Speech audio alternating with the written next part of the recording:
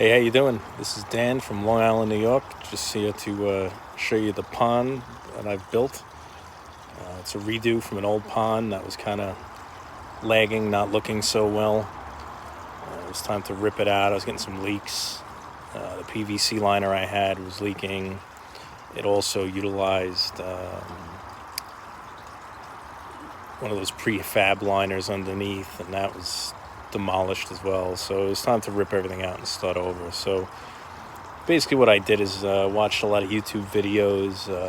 I watched Greg Whittstock, the pond guy. I was watching him.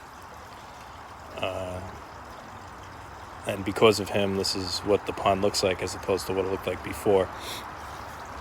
Not that it was the worst thing ever before, but this is just leagues above. And I took a lot of his advice, his people's advice, watching his videos, and this is what I came up with. I also utilized his products, the Aquascape pump, the Aquascape waterfall filter. I didn't do the skimmer box because I was running a little short on space here, and I didn't want to dig too close to the deck and have to reinforce it or whatever else. So I kept my distance, and I went a little smaller than I initially wanted to. But in the end, we're looking at a approximately 26-inch deep pond. About 5.5 feet by about 4 feet wide. We're looking somewhere around 250 gallons, I guess. Something in and about that, maybe a little more. I used a rubber liner this time with the underlayment. Built the waterfall this time.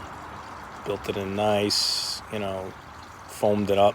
Got it running good, so I got a nice little split going on there in the waterfall, which is pretty cool. So you get all the different sounds, the smashing water, the trickle, everything else, so it's pretty good. Utilize their logs, the log to cover the front, the fake log. I have the other one that covers up the filter. And we got our lilies in the middle, the 7 fish in this tank, 3 of them koi, 3 of them regular goldfish, and then I have one of those little fat ones. But look at these guys going nuts trying to get to the moss on the edge, which is pretty cool. And there's the little fat guy down there. The orange goldfish have been here a few years. The 3 koi and the little fat one there have been here about 2 seasons. So they've made it through 2 winters already. So they're doing pretty well. Around the edges here, I did the hostas, the creeping jenny, the moss, which I've been finding around the property and sneaking in there, pulling it around, cleaning it off and putting it in. Got some cattails right here. All right, they grow a little stronger. I mean, I bent them when I moved them, so once the weather gets nicer, they'll grow out real nice.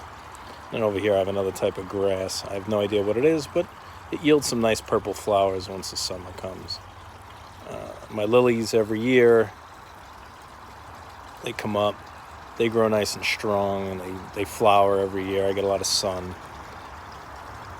And they grow pretty quick, and they're a nice covering for them too, so when it gets hot. And I got my speaker rocks. You can listen to some tunes out here while we're out in the yard. And then back here with the filter, I have the hostas growing right out of the filter. So they're in some rocks in there, and get a little extra stuff going as far as filtration goes. And then up here we have the pot. I just potted some creeping jenny, so I want that to grow down over. So when the summertime comes, I'll redo a video just to show how well everything's grown and everything else. But I just want to give props to Greg Whittstock and his people. Unbelievable ideas, great products. I'm very pleased with how this came out. I have something coming. I'm going to cover that filter up, or the pump, excuse me. And it's basically mesh with some rocks on it. It's just going to go over it and then put the log back on top so you don't really see it. If anything that I'd be disappointed in, that would be just seeing the pump in the pond. But can't have it all. Limited space, and I really didn't want to cut into, or have to reinforce everything around the pond. So, is what it is. But otherwise, it came out great. And the ideas mostly came from Greg and his people, so I just want to thank them. And I'd also like to thank any of you that were watching. If you have any questions, feel free to ask. If you have any comments, put them below. And thanks for watching.